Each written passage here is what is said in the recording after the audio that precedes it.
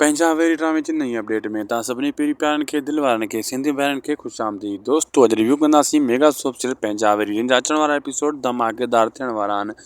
हाणे दोस्तो तव्हांखे मां ॿुधाईंदो हलां त अचण वारे एपिसोडनि में हिकु त हाणे चाकर ख़ान पंहिंजो फ़र्ज़ु निभायो, यानी सावल जी भेण सां शादी करे हुन फाइनल करे छॾी। तव्हां ॾिठो जंहिंमें हसीना खे कुझु ॻाल्हि न वणी। हसीना त इहो सोचे पई ईअं न थिए, अगरि थिए त पोइ हू वरी पंहिंजी भाइटी सां हुनजी शादी कराए, जंहिंमें सॼे बंगले जी हू मलिकाणी थी वञे। लेकिन ईअं न थियो, हू वरी हुनखे वठी आयो सावल जी भेण सां शादी करे।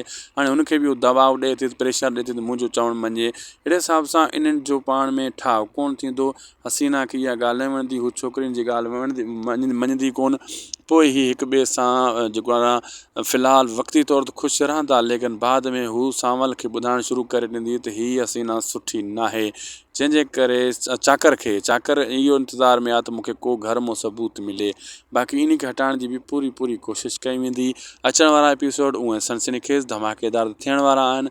हाणे जाबर, हैदर, सिकू होॾां इहे सभु गॾिजी पाण में विढ़नि बि अथा हिक ॿिए ते। इन्हनि जो किन हाणे थियण वारो आहे। दोस्तो असांखे ॾींदा इजाज़त, लाइक सब्सक्राइब शेयर ज़रूरु कंदा।